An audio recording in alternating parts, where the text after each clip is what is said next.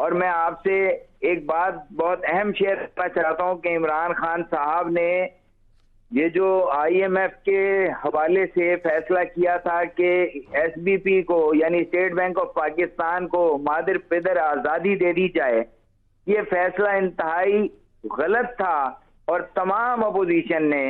اس کو اس وقت کہا تھا کہ ہم انڈو کر دیں گے جب ہمیں حکومت ملی۔ تو آج جب وہ حکومت مل گئی ہے تو میں یہ پوچھنا چاہتا ہوں وزیر اعظم پاکستان سے جو اب شہباز شریف ہیں کہ جناب شہباز شریف صاحب، آپ نے تو یہ نوید سنائی تھی کہ ہم اس غلط فیصلے کو انڈو کر دیں گے، تو ہم بطور صحافی انتظار میں ہیں کہ کب آپ یہ فیصلہ کرتے ہیں کہ اسٹیٹ بینک آف پاکستان کے اندر جو آئی ایم ایف سے اسٹوجز لا کر بٹھائے گئے ہیں ان کو برطرف آپ کر دیں، اور آپ اسٹیٹ بینک آف پاکستان کو مجبور کریں کہ وہ پاکستان اور اہل پاکستان کے لیے بہترین پالیسیاں بنائے۔ میں یہ سمجھتا ہوں کہ قومی خود مختاری کا آغاز تبھی ہو سکتا ہے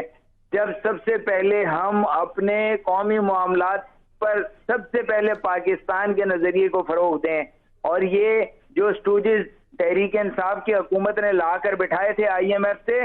یہ کوئی اچھے فیصلے نہیں کر رہے۔ اس ذہنی غلام کے بارے میں عمران خان کیا کہیں گے جو یہ کہہ رہا تھا کہ اگر ڈالر کی قیمت بڑھ رہی ہے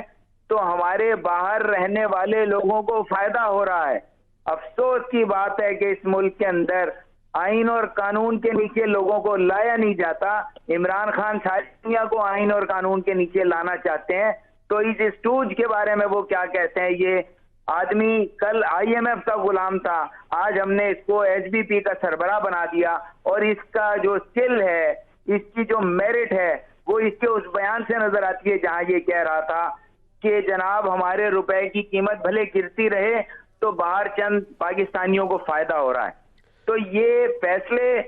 انتہائی غلط فیصلے تھے جن کا خمیازہ آگے آنے والے کسی الیکشن میں بھی عمران خان بھگت لیں گے۔ ابھی نئی حکومت اس کو کیسے ریورس کر سکتی ہے؟ کیونکہ مفتاح اسماعیل صاحب اس کے اوپر کہہ چکے ہیں کہ جو کمٹمنٹ پاکستان تحریک انصاف کی حکومت آئی ایم ایف کے ساتھ کر چکی ہوئی ہے ہم اسی کو آگے لے کر چلیں گے۔ اور نیشنل اسمبلی کے اندر اپوزیشن، تمام اپوزیشن نے بشمول یہ درست بات ہے کہ انہوں نے تنقید کی تھی، یہ درست بات ہے، انہوں نے تنقید کی تھی، انہوں نے کہا کہ ہم نے پروگرام میں رہنا ہے تو ہم ریورس نہیں کر سکتے ہیں۔ سر اعلان دیکھ لیں، نیشنل اسمبلی میں کھڑے ہو کے اعلان کیا تھا انہوں نے کہ ہم فیصلے کو انڈو کر دیں گے۔ ایک نہیں، متعدد اکابرین اپوزیشن کے، حتیٰ کہ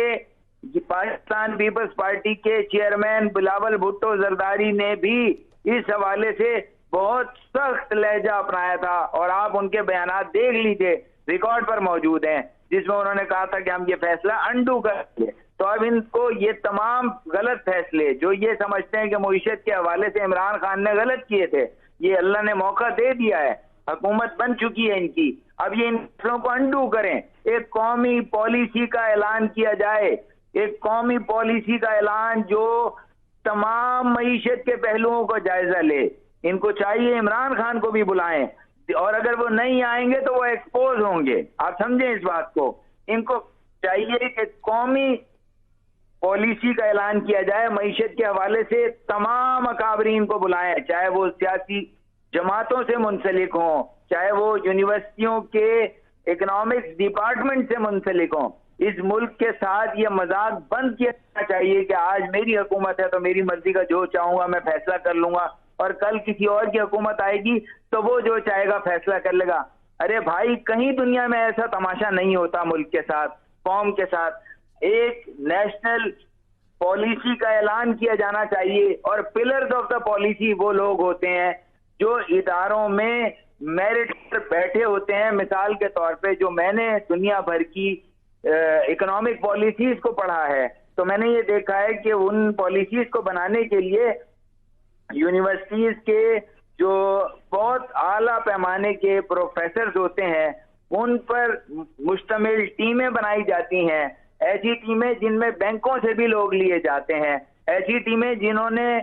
بزنس میں بہت اعلیٰ کارکردگی کی ہو ان سے بھی لوگ لیے جاتے ہیں، اور وہ قومی پالیسیاں تشکیل کرتے ہیں۔ ایسا تماشا جیسا ہمارے ہاں ہو رہا ہے ملک کے ساتھ اور ملک کے اداروں کے ساتھ، کہیں پوری دنیا میں نظر نہیں آتا۔ سے یہ اچھی بات ہے کہ تمام جو سٹیک ہولڈرز ہیں ان کو بیٹھ کے ایک معیشت کے اوپر پالیسی بنا لینی چاہیے. اس سے پہلے ہم نے دیکھا کہ وفاقی وزیر منصوبہ بندی احسن اقبال نے خط لکھا ہے اسد عمر کو کہ آپ آئیے ہمارے ساتھ بیٹھیے, ہم نے بتائیے کہ کون کون سے منصوبے آپ نے جن کی بنیادیں رکھی ہیں اور اس کو کیسے آپ کا مائنڈ میں پلان تھا تاکہ ہم اس کو لے کے چلیں, وہ رکے نہ. لیکن تاحال ابھی تک اس خط کا جواب اسد عمر کی جانب سے نہیں دیا گیا. ہونی یہی چاہیے, ایکٹیویٹی یہی ہونی چاہیے کہ بیٹھنا چاہیے, کیونکہ یہ قوم کا پیسہ ہے, کسی حکومت کا پیسہ نہیں ہوتا. انہی منصوبوں انہی عوام کے پیسوں سے ہی یہ منصوبے بنا کرتے ہیں. لیکن ساتھ میں یہ بتائیے گا, اگلے موضوع کی جانب بھی بڑھتے ہیں کہ وزیر اعظم کا دورہ سعودی عرب ہے, اور اس حوالے سے آپ اس دورے کو کیسے دیکھتے ہیں؟ کیونکہ اہم جب بھی کوئی ملک کے اندر ایک نئی حکومت آتی ہے تو کسی بھی اہم جو قیادت ہوتا ہے اس کا سب سے پہلا دورہ ہم نہیں دیکھا کہ سعودی عرب کا ہی ہوتا ہے. معاشی طور پر یہ دورہ ہمیں کس حد تک کتنے بحرانوں سے بچا سکتا ہے, آپ کیا سمجھتے ہیں؟ رضا بھائی, اس میں سب سے پہلے تو یہ ہے کہ اس دورے کو ہی بالکل آغاز سے متنازع بنا دیا گیا ہے. جی. ایک طویل فہرست جاری کی